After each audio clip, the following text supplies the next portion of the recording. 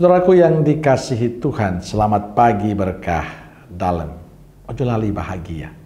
Sudahkah kita memberi senyum hari ini, Jumat 10 Februari 2023, peringatan Santa Skolastika Perawan. Mari kita awali permenungan kita hari ini dengan tanda kemenangan Kristus dalam nama Bapa dan Putra dan Roh Kudus. Amin.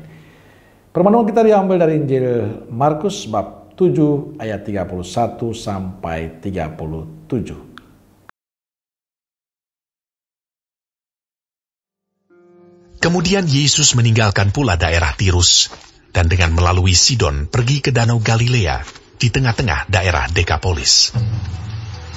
Di situ orang membawa kepadanya seorang yang tuli dan yang gagap dan memohon kepadanya supaya ia meletakkan tangannya atas orang itu. Dan sesudah Yesus memisahkan dia dari orang banyak, sehingga mereka sendirian, ia memasukkan jarinya ke telinga orang itu. Lalu ia meludah dan meraba lidah orang itu.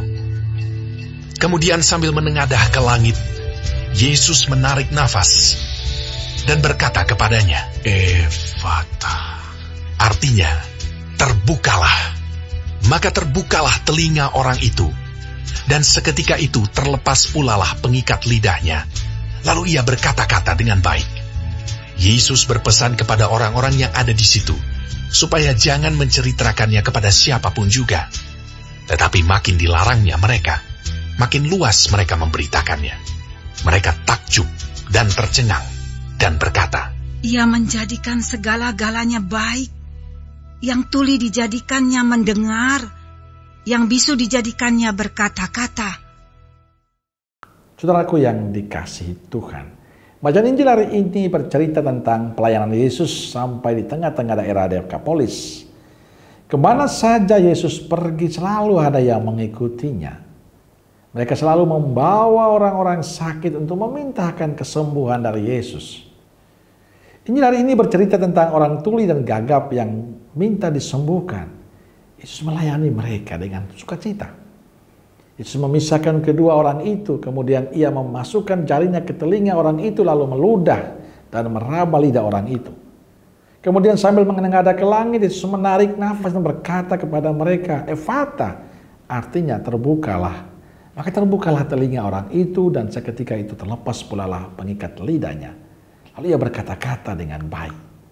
Dikatakan mereka sangat takjub karena Yesus melakukan sesuatu yang tidak pernah mereka harapkan.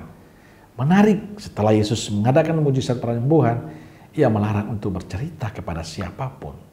Ini menunjukkan Yesus tidak mencari popularitas dari perbuatan baiknya itu. Ia melayani dengan tulus bagi semua orang.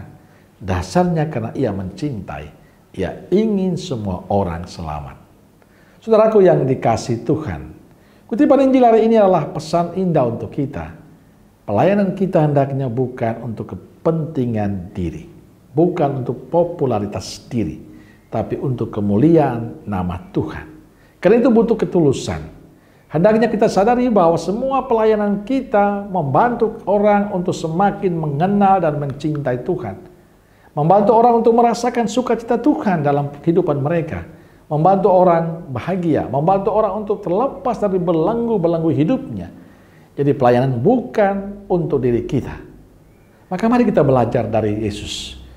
Melayani bukan untuk makin terkenal, tapi agar orang tuli dan gagap bisa mendengar dan berbicara. Agar mereka bisa memberi kesaksian tentang kebesaran Tuhan. Karena itu kita perlu terus-menerus menyadari bahwa tujuan dari semua pelayanan kita adalah agar orang semakin mengalami sukacita Tuhan, semakin mencintai Tuhan, dan nama Tuhan semakin dimuliakan. Amin. Semoga Allah yang Maha Kasih memberkati kita semua, Bapa, Putra, dan Roh Kudus. Amin. Roh Kudus Nazaret, doakanlah kami. Amin. Berkah dalam